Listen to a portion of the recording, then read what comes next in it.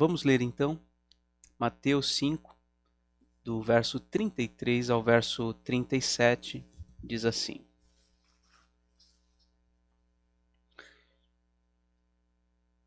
Também ouvistes que foi dito aos antigos: Não jurarás falso, mas cumprirás rigorosamente para com o Senhor os teus juramentos.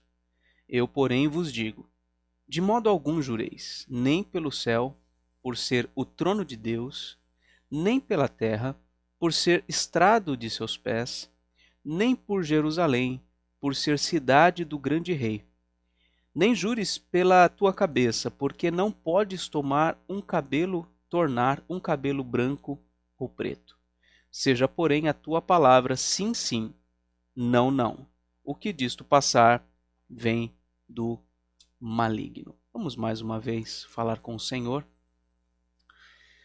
Ó Deus bendito, Deus amoroso, Deus eterno, Deus único, Pai, Filho e Espírito Santo. Nós somos criaturas miseráveis por causa do pecado, ó Deus. Nós vivemos no meio de um povo de impuros lábios e nós mesmos temos lábios impuros. Criticamos uns aos outros por vezes por conta do que dizem e nós mesmos não tomamos conta do que diz os nossos lábios e do que pensa o nosso coração. Que o Senhor, ó Deus, ministre a Tua palavra a cada um de nós. Aplique, Deus, a Tua palavra aos nossos corações. Vai limpando, ó Deus, vai perdoando os nossos pecados, vai restaurando, vai santificando as nossas vidas. É o que pedimos em nome do Senhor Jesus. Amém.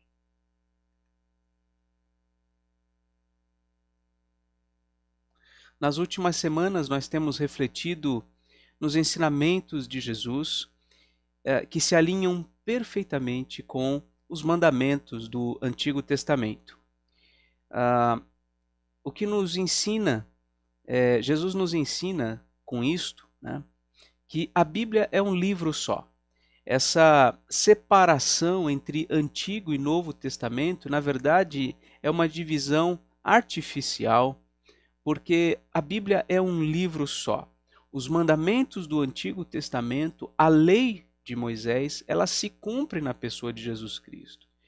E não só se cumpre, em Jesus nós temos a revelação da perfeição da lei. Né? O que parecia obscuro no passado, em Cristo se torna absolutamente claro como que a lei deve ser obedecida. Então, essa divisão do Antigo e do Novo Testamento, nós devemos tomar muito cuidado, porque essa divisão pode nos fazer parecer que o Antigo Testamento já não tem nenhum valor e o que importa é o Novo Testamento. Mas não é assim. Jesus está provando isto ao longo deste Sermão do Monte.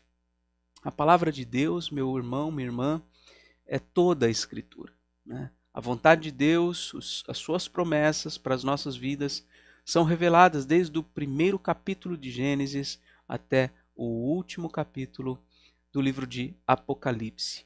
E aqui no Sermão do Monte, no capítulo 5, onde ele começa, desde o versículo 21, Jesus está procurando corrigir os falsos ensinos dos mestres religiosos do seu tempo, mostrando que eles acabaram por distorcer a lei, distorcer os mandamentos que foram dados por Deus na lei de Moisés. No versículo 21, por exemplo, nós lemos aqui: não matarás, e quem matar estará sujeito a julgamento. Esse é basicamente o sexto mandamento. Porém, nos dias de Jesus, ele era interpretado superficialmente. Jesus então nos ensina que o homicídio, ele acontece primeiramente no coração, nos pensamentos, se manifesta também nos insultos às outras pessoas. Isso mostra o quanto nós todos temos falhado em cumprir o sexto mandamento. Não só aquelas pessoas que utilizam-se de uma arma ou de uma faca para tirar a vida de alguém. Nós cometemos homicídio quando nos iramos, quando odiamos e quando insultamos as pessoas. No versículo 27, nós lemos: não adulterarás. E esse é o 7º mandamento. Porém, nos dias de Jesus, ele era interpretado também superficialmente. Jesus então ensina que o adultério acontece primeiramente no coração, nos pensamentos, na imaginação. Isso mostra o quanto nós todos também temos falhado neste mandamento de não adulterar. Acaba que nós somos tão pecadores quanto aqueles que na prática têm uma relação sexual propriamente dita com uma pessoa que não seja o seu cônjuge. No verso 31, nós também já lemos que aquele que repudiar a sua mulher, dele carta de divórcio. Nós vimos que a lei, na verdade, ordena que o casamento seja indissolúvel. Então, essa interpretação dos religiosos do tempo de Jesus também está equivocada. O casamento deve ser indissolúvel e o divórcio ele é permitido, nunca recomendável, mas permitido se e somente se houver a prática de imoralidade sexual por parte de um dos cônjuges.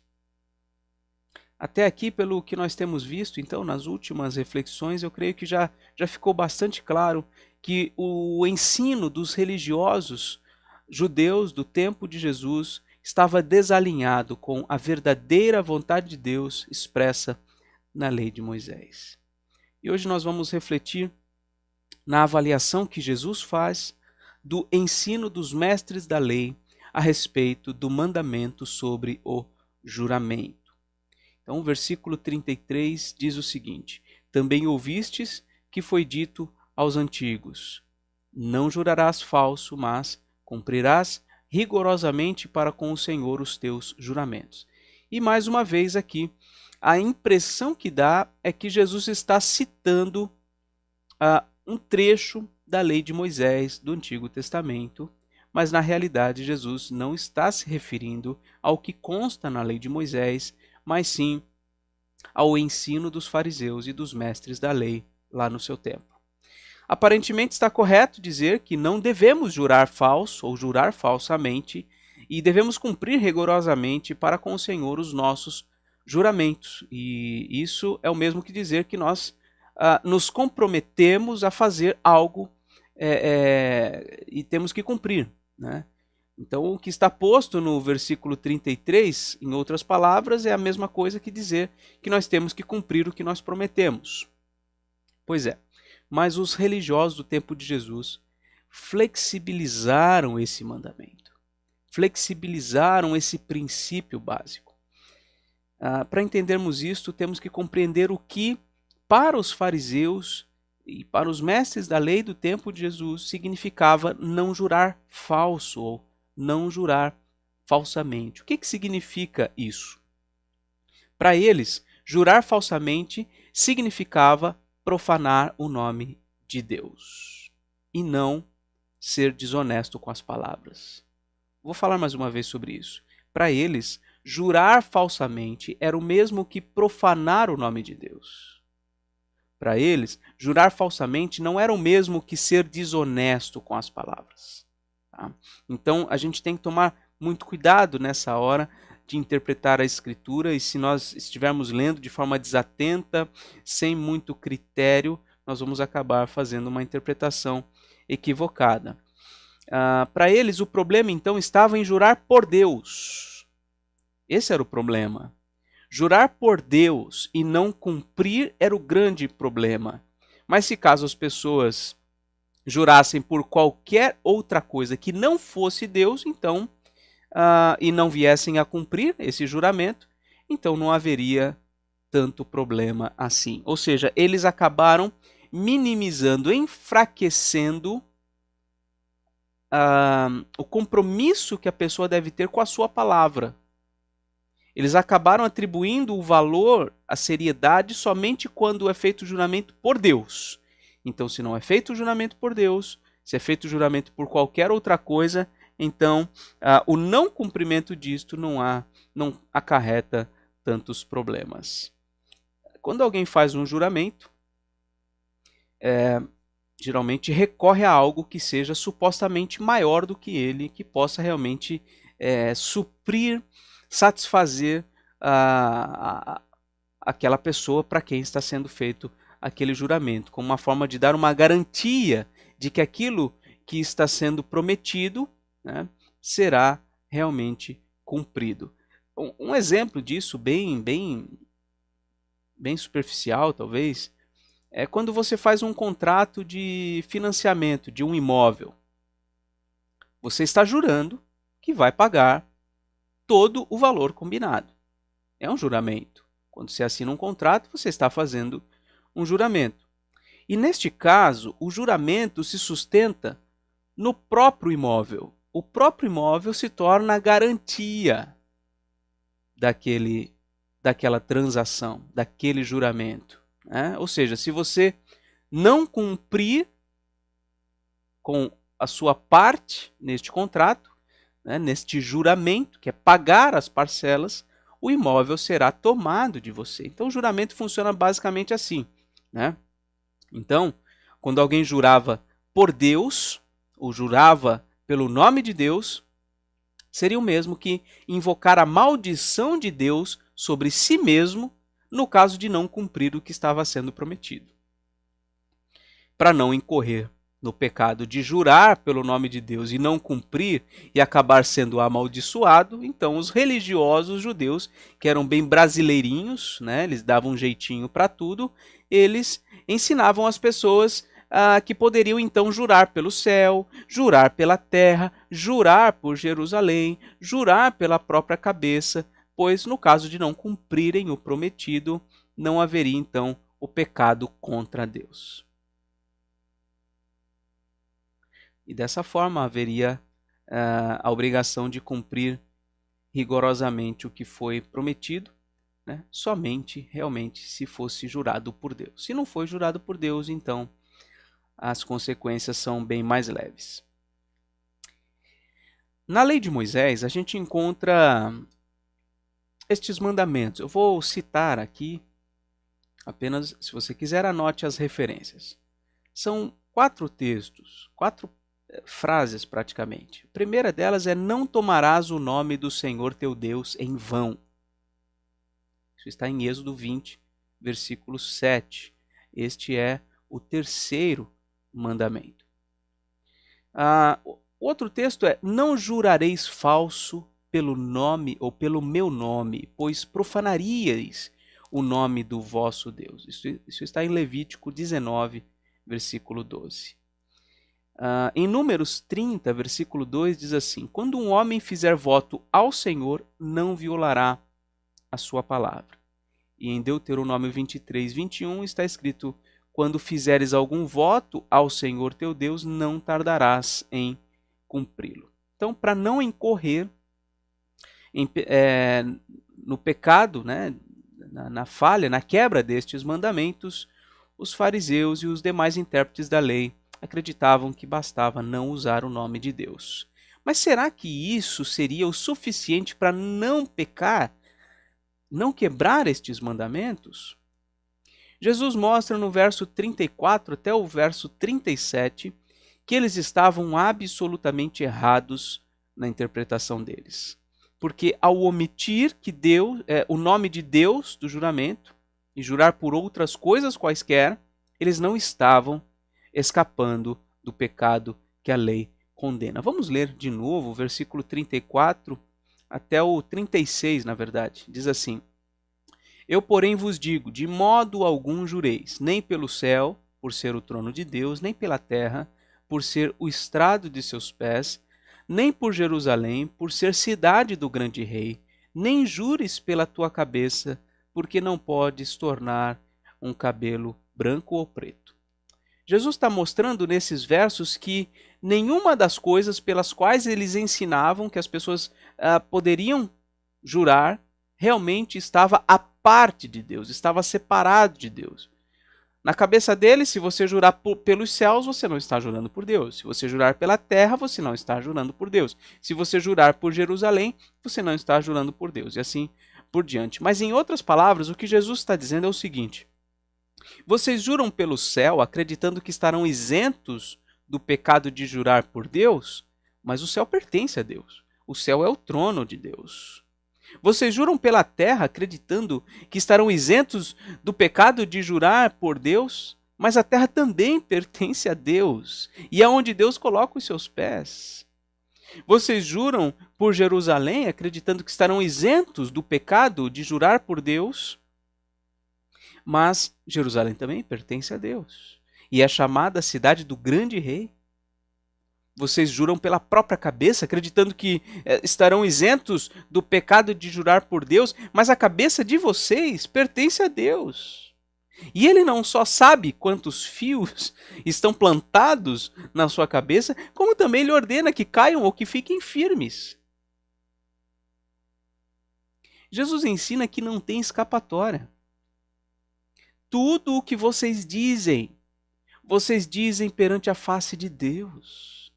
Tudo o que vocês prometem fiados nas condições que Deus proverá para vocês cumprirem o que prometeram. Portanto, não façam juramentos de nenhuma dessas maneiras. Tenham absoluto compromisso de cumprir o que vocês disserem. É isso que determina então o versículo 37. Seja, porém, a tua palavra sim, sim, não, não. O que disto passar vem do maligno. Jesus nos ensina a perceber que tudo o que nós dizemos possui um grande peso de responsabilidade perante Deus. Com base nesse ensino, eu quero destacar duas lições. A primeira delas, nós devemos eliminar a maldade do nosso coração quando dizemos algo com uma intenção diferente. Vou repetir. Primeira lição, nós devemos eliminar a maldade do nosso coração quando dizemos algo com uma intenção diferente. Nas coisas mais simples da vida, nós acabamos mostrando que nós dizemos algo, mas com uma intenção diferente. Por exemplo, quando um filho pede algo para sua mãe, e a sua mãe diz, na volta a gente compra. Qual que é a intenção no coração dessa mãe? Não, na verdade ele vai esquecer disso e deixa para lá. Para não dizer não ao seu filho, ela prefere mentir. Alguém te chama para fazer alguma coisa e você diz, vai lá que eu já estou indo. Só para a pessoa sair da sua frente. E na verdade a tua intenção não é ir até onde ela te convida para ir. Irmãos, por vezes nós afirmamos o que não temos certeza. Por vezes damos garantia de algo que na verdade depende não de nós, mas de outra pessoa. Nós nos comprometemos em fazer coisas e depois arrumamos justificativas por não termos feito o que prometemos. No final das contas, temos exatamente a mesma maldade que Jesus enxergou lá nos fariseus e nos mestres religiosos do seu tempo. Quando nós acabamos dando um jeitinho e criando justificativas e não cumprindo cabalmente, rigorosamente, aquilo que nós prometemos. Nós devemos orar como no Salmo 141, versículo 3, que nós lemos há pouco na liturgia. Devemos orar pedindo a Deus, põe, Senhor, a minha boca, põe guarda, Senhor, a minha boca. Põe um guarda na minha boca, vigia a porta dos meus lábios. Devemos atentar para os incontáveis alertas da Escritura Sagrada sobre refrear a língua. No Salmo 34, versículo 13, por exemplo, refreia a língua do mal e os lábios de falarem dolosamente ou falsamente. Salmo 39, versículo 1, disse comigo mesmo: guardarei os meus caminhos para não pecar com a língua, porém mordaça a minha boca. No livro de Provérbios, há um número sem conta de princípios e ensinos a esse respeito. Como em Provérbios 13, versículo 3, o que guarda a boca conserva a alma, mas o que muito abre os lábios, a si mesmo se arruína. E em Provérbios 21, 23, o que guarda a boca e a língua, guarda a sua alma das angústias. E também no livro de Tiago, capítulo 1, versículo 26, nós estudamos hoje pela manhã esse versículo. Se alguém supõe ser religioso, deixando de refrear a língua, antes enganando o próprio coração, a sua religião é vã. Tem muitos outros textos que falam sobre fazer votos, juramentos, o dever de cumprir aquilo que nós falamos. Há muitas orientações a esse respeito.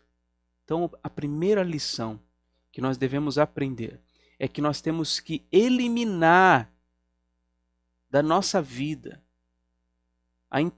as intenções diferentes daquilo que nós estamos dizendo. Se a tua intenção é não ir, diga que não vá. Se a tua intenção é não fazer, diga que não vai fazer. Não fale, não prometa aquilo que você não dá garantias de que cumprirá. Tenha muito cuidado. Não priorize a ser bem visto pelas pessoas em detrimento do seu próprio caráter, em detrimento da sua própria relação com Deus. A segunda lição que eu quero destacar é que nós devemos cumprir as nossas promessas e sermos pessoas de palavra. Nós devemos cumprir rigorosamente as nossas promessas e sermos pessoas de palavra. E com isso nós estaremos refletindo o caráter de Deus. Estaremos nos assemelhando a Jesus e estaremos fazendo brilhar a nossa luz diante dos homens. Então, para finalizar, dentro dessa segunda lição, quero destacar esses 3 pontos. Em primeiro lugar, quando nós cumprimos as nossas palavras, quando nós cumprimos as nossas promessas, nós estamos refletindo exatamente o caráter de Deus. Por exemplo, aqui em Isaías 45, versículo 23, Deus diz assim: por mim mesmo tenho jurado, da minha boca saiu o que é justo, e a minha palavra não tornará atrás. Diante de mim se dobrará todo joelho e jurará toda língua. Ele está dizendo: eu tenho jurado por mim mesmo e a minha palavra não vai tornar atrás. Eu não vou voltar atrás na minha palavra, eu vou cumprir o que eu estou dizendo. Jeremias capítulo 1, versículo 12, diz assim: eu velo sobre a minha palavra para a cumprir. Isaías 55, versículo 11. Assim será a palavra que sair da minha boca, não voltará para mim vazia, mas fará o que me apraz e prosperará naquilo para que a designei. Minha palavra não vai voltar atrás sem cumprir, sem ser cumprida e sem fazer o que eu desejo, diz o Senhor. Ezequiel, capítulo 12, versículo 25, versículo 28, diz assim: porque eu, o Senhor, falarei, e a palavra que eu falar se cumprirá e não será retardada. Falarei a palavra e a cumprirei, diz o Senhor. Não será retardada nenhuma das minhas palavras, e a palavra que falei se cumprirá, diz o Senhor Deus. Então, meus irmãos, diante desse Deus que cumpre rigorosamente a sua palavra, nós temos que refletir a sua imagem, temos que cumprir a nossa palavra. Outra coisa, se nós cumprirmos as nossas promessas, Se nós formos pessoas de palavra, nós estaremos também nos assemelhando a Jesus. E eu destaco aqui o texto de 1 Pedro, capítulo 1, versículo 22, que diz assim, que Jesus não cometeu pecado e nem dolo algum se achou em sua boca. Dolo é a mesma coisa que falsidade, que um espírito enganador. Não se achou na boca de Jesus nenhuma destas coisas. Isso reflete o texto de Isaías 53, versículo 9. E eu creio que também o Salmo 24, onde nos é dito a respeito daquele que subirá ao monte do Senhor e que há de permanecer no seu santo lugar. A resposta é: quem vai fazer isso? Quem vai subir até o Senhor? O que é limpo de mãos, puro de coração, que não entrega a sua alma à falsidade e nem jura dolosamente, nem jura falsamente. Então, quando nós cumprimos as nossas palavras, nós estamos nos assemelhando ao caráter do nosso Deus, nós estamos nos assemelhando ao caráter de Jesus e, por fim, nós estaremos fazendo brilhar a nossa luz diante dos homens. Por quê? Porque no mundo as pessoas não têm tanto compromisso com as suas palavras. Quantas vezes você já não foi prejudicado por achar que alguém faria algo e não fez? Quantas vezes presidentes da República deixam de cumprir as suas promessas de campanha? Quantas vezes nós mesmos acabamos criando justificativas por não cumprirmos a nossa própria palavra quando nós nos deixamos assemelhar com o mundo? Mas nós somos chamados a não parecer com o mundo, mas parecer com o Senhor. E com isso nós estaremos fazendo brilhar a luz dele nas nossas vidas. Olha o capítulo 5 aí de Mateus, versículo 16. Assim brilhe também a vossa luz diante dos homens, para que vejam as vossas boas obras e glorifiquem a vosso Pai que está nos céus. Quais são as boas obras que as pessoas podem ver nas nossas vidas e glorificar ao Pai? Várias. Não cometer homicídio no coração, nem no insulto de palavras, não adulterar, nem no nosso coração, nem na nossa imaginação, nem na prática, e também termos compromisso com a nossa palavra. É outra maneira de fazer brilhar a luz de Cristo. Nós precisamos, meus irmãos, ter compromisso com a nossa palavra. Se nós dissermos sim, tem que ser sim até o final. Se nós dissermos não, tem que ser não até o final. É claro, nós podemos sim nos desculpar, reconhecer erros, isso é absolutamente normal. Mas nós não podemos ignorar, não podemos criar falsas justificativas para aquilo que nós dizemos. Que Deus nos ajude, em primeiro lugar, a eliminar a maldade do nosso coração, de ter uma intenção diferente daquilo que nós estamos falando, e que nós tenhamos nas nossas vidas a semelhança do caráter de Deus, do caráter do Senhor Jesus Cristo, em cumprir aquilo que nós falamos.